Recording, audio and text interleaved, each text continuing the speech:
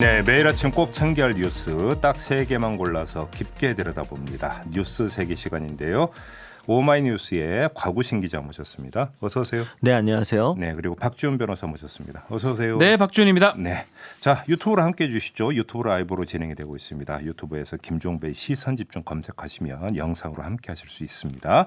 좋아요와 구독 버튼도 좀 눌러주시고요. 자, 첫 번째 뉴스 가보죠. 네, 총선 뉴스입니다. 심상정 정의당 대표가 어제 광주를 방문해서 이 위성정당 출연에 제대로 대비하지 못한 데에 대해 깊은 책임감을 느낀다라면서 이런 혼란과 염려를 드리게 된 데 대해서 국민 여러분께 면목이 없다라고 사과했습니다. 네. 또 지금 경제정의실천연합은 이 비례대표용 위성정당인 더불어시민당과 미래한국당의 정당 등록 승인이 헌법을 위반했다라면서 이를 취소해달라는 취지의 정당 등록 위헌 확인 헌법 소원을 청구했습니다. 네. 네, 손학규 민생당 상임선거대책위원장과 서청원 우리공화당 의원이 각각 비례대표 순번 2번을 받았습니다. 네. 지금 비례대표 상위 순번을 받은 건데요. 이 올드보이의 귀환이라는 비판이 있습니다. 네. 또 한편 친박신당도 2번에 홍문정 의원을 배치를 했고요. 기독자유한국당은 비례 1번이 예정되었던 이은재 의원을 종교 문제로 공천해서 배제했습니다. 어제 비크뉴스에서 다룬 바가 있어요. 네, 그렇습니다. 지금 미래통합당이 김종인 전 민주당 비대위 대표를 영입을 했죠. 네. 4.15 총선을 지휘할 총괄 선거대책위원장으로 앉힌 건데요. 박형준 신세돈 공동선대위원장이 어제 이제 브리핑을 열고서 황교안 대표와 함께 저희 두 사람이 찾아갔다. 그러면서 좋은 성적을 거두는데 동참해달라고 호소했고 흔쾌히 수락했다라고 밝혔습니다. 네. 오는 29일부터 공식적인 업무를 시작하기로 한다고 했고요. 이날 자리에는 모습을 밝히지 않았습니다. 자, 몇 가지 골라서 한번 얘기를 해볼까요? 그 세계 문화유산이 있고 네. 세계 자연유산이 있죠. 왜 대답들을 안 해요? 있죠. 예. 네. 아주 뜬금없이 또 제가 이 얘기를 왜 꺼냈을까요? 문화 자연 그 모르겠습니다. 살아있는 유적 같은 분들이 제가 볼 때는 그러니까 여의도를 예. 세계 자연유산으로 지정을 하는 게 어떨까? 이유 혹시 아세요? 살아있는 화석분들이 그래서 그런가요? 계속 온다고요? 계속해서 오셨어요? 뭐 그렇게까지 이야기 못 하네. 아, 피닉스 불사조 한 분 그렇죠. 계시고요. 그잖아요. 네. 그러니까 이 불사조들의 어떤 둥지 같은 곳이 여의도 아닙니까? 네. 그렇죠. 지금 보면 좀 이해가 안 되는 부분들이 있습니다. 네. 올드보이들도 마찬가지고요. 네. 이해가 안 된다고 표현하기 그렇지만 음. 지금 저지 조항 때문에 3% 넘을지 그것도 의문이긴 한데 네. 결국 본인들이 이렇게 비례를 받을 줄은 국민들이 아마 예상을 아니 했을까요? 손학규 위원장 같은 경우에는 그 며칠 전까지만 하더라도 안 하겠다고 저도 그 그렇게 생각하고 이야기를 한 게 있었고 사실 또 좀 분위기가 좀 그랬죠. 민생당이 안 그래도 좀 내분 문제 때문에 이 좀 바른미래당 출신들과 민생당에 남아서 지금 대한신당이나 민주평화당 출신 분들끼리 그렇죠. 계속 싸우고 있는 상황에서 이렇게 해버리게 되면 또 안 그래도 지금 비례대표 순번에도 바른미래당 출신들이 조금 앞서는 거 아니냐 이런 상황도 있었고 뭐 김정현 대변인이 탈당도 하고 막 이런 식으로 하고 있거든요. 예. 당의 내분을 일으키면서까지 이렇게 하는 거는 별로 그러니까 어른으로서 별로 좋지 안 맞죠. 못한 모습이라는 생각이 듭니다. 지금 그것 때문에 밤새 지금 탈당이 줄 있다고 계속 탈당한다는 기사가 많거든요. 네. 그러니까 결국은 번호 받는 것도 문제지만 그 앞에 번호를 받는다는 거는 당의 정체성이라든지 네. 그런 부분이 문제가 될 수가 있어요. 그러게요. 아무튼 이 그 후진을 위해서 길을 열어준다라는 이야기를 들어본 게 언젠지 네. 까마득하네요. 아유. 거기서 김종인 전 비대위원장 같은 경우는 선거 때마다 또 결국은 또 아니 그 오히려 과거에는 그 이제 몇 선을 한 그 의원들 같은 경우는 뭐 후진이나 이런 분들에게 길을 열어준다면서 자진 사퇴를 하고 뭐 지역구를 네. 그러니까 그 물려주고 이런 넘겨주고, 경우가 오히려 예. 있었는데 최근 들어서는 오히려 그런 게 더 없는 것 같아요. 이 현상을 도대체 어떻게 해석을 해야 될지 사실은 과제입니다. 해석 불가능입니다. 시도나 해보셨어요? 이걸 어떻게 해석합니까? 욕심 말고는요. 해석이 됩니까? 욕심. 저는 그냥 그렇게밖에 생각이 안 듭니다. 그래요. 알겠습니다. 그다음에 김종인 전 민주당 비대위 대표가 이번에 또 당 그 미래통합당으로. 네. 근데 이 여기는 저는 개인적으로는요.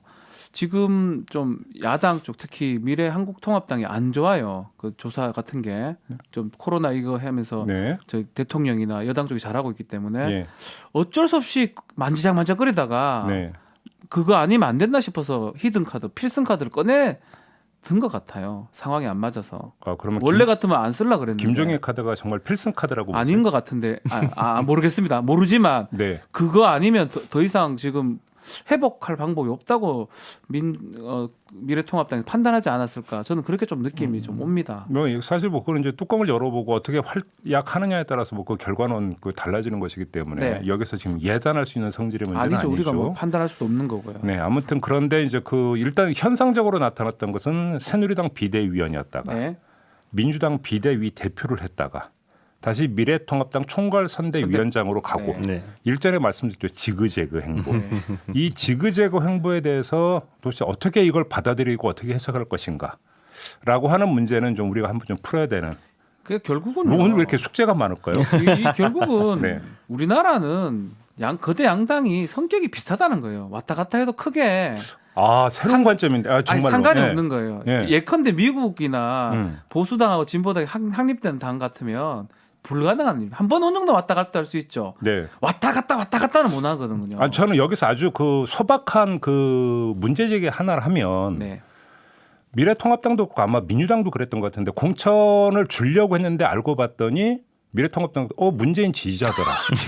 그렇죠. 그래서 예를 들어서 공천 주려다가 취소하고 이런 경우 있지 않았습니까? 맞습니다. 민주당에서도 네. 비슷한 일이 있었던 걸로 제가 기억을 하고 있는데. 두 당 다 똑같은. 그런데 일이 있었어요. 김종인 위원장은 지그재그 행보를 보이는데 오히려 삼고 처리를 해서 모셔온다. 그렇죠. 이 두 가지 현상에 이거 모순점입니까? 아니면 그래서 저는 해석될 수 있는 여지가 두 있는 겁니까? 당의 다르게 보이지만 결국은 어떤 그렇게 해도 큰 문제 없는 상황이 아니었나. 제가 네. 개인적 생각이 이거는 비난하는 거 아니에요. 두 당 다. 네. 한 번은 올 수 있어요. 근데 왔다 갔다는 어려운 거거든요. 사실은 한 사람이 네. 불가능한 거 아닙니까? 결국 정책이나 이념보다는 선거에서 어떻게 그렇죠. 하면 승리할 수 있겠느냐라는 그러니까 선거를 그냥 이렇게 국민들의 선택을 받겠다라는 게 아니라 네. 내가 깃발 꽂으면 국민들은 우르르 몰려올 거야라고 이 일종의 도구적으로 바라보는 관점이 좀 들어간 것 같아요. 이기면 되는 거고 이기기 위한 카드가 뭐가 있을까라고 하니까 네. 이 후보는 이기 전에 어떤 걸 다른 진영을 지지했었네? 그럼 이기는 카드로 쓸 수 없으니까 그냥 버리는 거고. 예. 김종인 전 대표 같은 경우에는 이게 되면 상징적인 의미가 있으니까 상징 자본으로서 가져와야겠다. 이런 식으로 활용하는 거고. 이 차이가 그렇지. 좀 큰 게 아닌가 싶습니다. 어려운 말씀을 하셨습니다. 상징자분. 이야, 그 어려운 말씀을 주셨네요. 아니 너무 또 먹물티 냈네요. 죄송합니다. 네, 아무튼 자, 잠시 후 이제 미래통합당의 정병국 의원과 인터뷰가 예정이 되어 있는데 여기 때 한번 좀 입장을 좀 들어보도록 하겠습니다. 자, 다음 뉴스로 넘어가죠. 네, 코로나 관련 뉴스입니다. 네. 문재인 대통령이 코로나19 대응을 위해서 40조 원 규모의 국민채를 발행해야 한다고 황교안 미래통합당 대표가 주장을 했는데 네. 이거를 보다 구체적인 방안을 제시하면 검토해 보겠다라고 했습니다. 네. 황교안 대표는 이제 앞서 40조 원의 국채 발행을 하자. 그래서 국민 지원하자. 특히 1,000만 원 한도의 소상공인 중소기업 직접 지원이 필요하다라고 이야기를 했습니다. 예. 황교안 대표는 이제 본인은 구체적인 방안을 마련해서 가지고 있다라고 하면서 예. 협의체가 확립되면 대책을 전달하겠다라고 했습니다. 다만 이제 청와대는 영수회담 등에 대해서 언급하지 않았고요. 네. 문재인 대통령이 지스탱 트리도 캐나다 대통령과 정상 통화를 가졌습니다. 트리도 총리가 이 통화에서 한국에서 이뤄진 광범위하고 총리죠. 네, 총리입니다. 대통령이 네. 아니라. 네. 캐나다 총리와 대통령이 통화를 가진 거죠. 빠른 네. 검사와 적자 추적 등이 네. 매우 중요하다라고 이야기를 했습니다. 한국으로부터 배우고 싶다라고 또 강조를 한 거죠. 네. 또 이제 최근 어쩔 수 없이 캐나다가 국경을 폐쇄하긴 했지만 기본적으로는 중국 등 해외로부터 외국인 입국 금지 조치를 취하지 않은 한국의 결정은 옳은 선택이었다라고 지지를 했습니다. 네. 이 코로나19 관련해서 문 대통령의 정상 통화가 벌써 10여 차례가 되고 있습니다. 네. 코로나 사태에 대응하기 위해서 이 G20 화상회의가 열렸죠. 문 대통령 참석을 했고요. G20 정상들과 함께 스페인, 싱가포르 등 7개국 정상도 초청국 형식으로 참석을 했는데 예. 뭐 아시겠지만 이 회의 자체가 화상으로 열리는 게 이번이 처음인데 앞서서 문재인 대통령과 마크롱 프랑스 대통령과의 전화 통화에서 공동으로 제안했던 거였습니다. 그래서 네. 13일 만에 열리게 되었습니다. 네, 아무튼 황교안 대표가 40조 국채 발행을 제안을 했고 문재인 대통령이 구체적인 방안이 있다면 검토해 보겠다라고 이야기를 했고 여기서 뭔가 좀 접점이 찾을 수 있을까요? 황교안 대표는 사실 네. 영수회담이 하고 싶은 거잖아요. 그렇죠.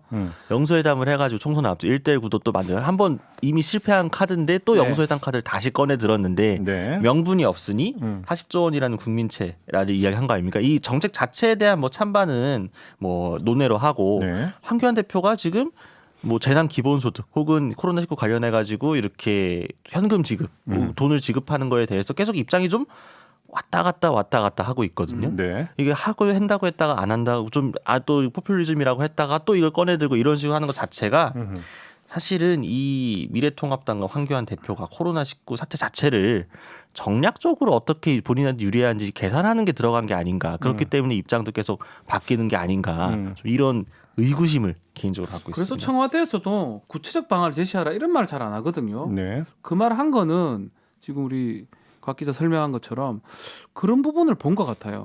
계속적으로 정략적으로 하고 있으면 정말로 정략적이 아니고 정말 그걸 원한다면 계획을 갖고 오고 한번 의논해보자. 네. 그런 의도로 좀 대치기를 좀 한 상황이 같아요. 이제는 키는 또 황교안 대표 쪽으로 간 거거든요. 네. 그 구체적 안을 내야 될 건데 뭐 낼 수 있을까요? 시간상으로 좀 어려워 보이는데요. 구체적인 안을 밝혀달라고 하니까 갖고 있는데 만나면 알려줄게. 이게 좀 이렇게 말이 안 맞죠. 그렇잖아요. 그러니까요. 근데 지금 저는 이제 소박한 심정에서 한번 여쭤봤던 네. 게 뭐 이런 그 차원에서라도 그 청와대와 야당 대표가 네.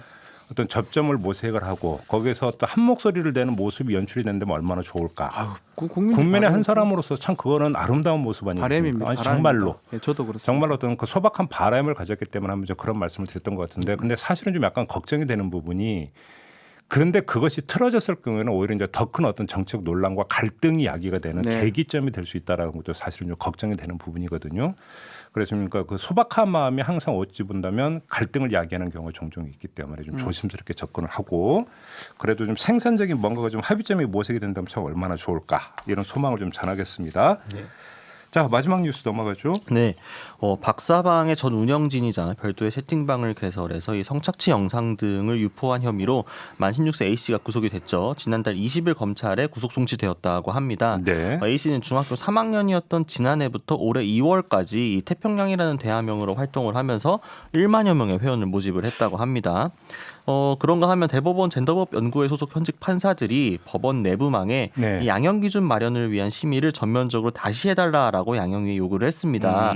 최근 이제 아동 청소년 성착취물 범죄 양형 기준 설정을 위해서 판사들을 대상으로 설문조사를 실시를 했는데 네. 이 설문조사가 양형이 법정형에 비해 너무 지나치게 낮게 나와서 좀 부적절하다라는 요구인데요. 기본적으로 이번 사태와 관련해서 좀 국민적인 여론 등을 반영해가지고 좀 양형 기준을 강화할 필요가 있다. 이런 식으로 이야기를 한 것 같습니다. 저는 그 이참에 그 사실은 한 신문이 보도를 하면서 이제 크게 이제 문제가 됐던 그 국회 법사위의 속기록 있지 않습니까? 네, 그렇죠. 성폭력 어떤 특별법 그렇죠. 강화를 법사위 위한. 속기록이요. 이때 이제 그 이에 참석자들의 성인지 감수성이 어떤지를 그대로 보여주는 속기록이 공개가 되지 않았습니까? 근데 여기에 보면 국회의원, 법무차관, 법원행정처 차장, 네. 다를 바가 아무것도 없는 똑같은 성인지 감수성을 보여줬다라고 하는 게 일반적인 이제 비판 아니겠습니까? 네.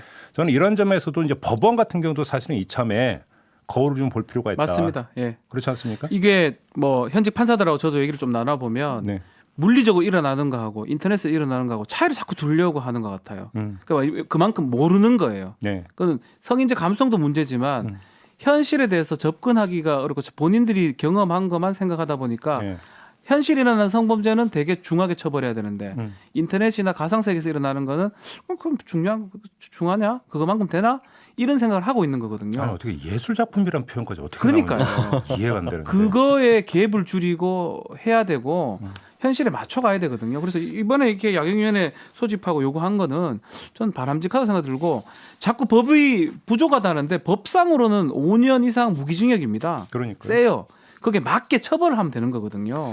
바꿀 필요가 있는 겁니다. 그 주어들은 풍월에 따르면 검찰은 스스로 공익의 대변자라고 한다면서요. 네. 법원은 스스로 인권의 최후 보루라고 한다고 하고, 그 면모를 좀 제대로 좀 보여줬으면 좋겠다. 맞습니다. 이런 말씀만 드리고, 자, 또 이 N번방 이야기가 나왔는데요. 관련 인터뷰가 바로 준비되어 있습니다. 그래서 두 분과는 여기서 인사나누고 관련 인터뷰 바로 이어가도록 하겠습니다. 박지훈 변호사, 곽우신 기자 두 분과 함께했습니다. 고맙습니다. 감사합니다. 이슈의 핵심을 꿰뚫는 예리한 시선, 믿고 듣는 진품 시사, 김종배 시선 집중.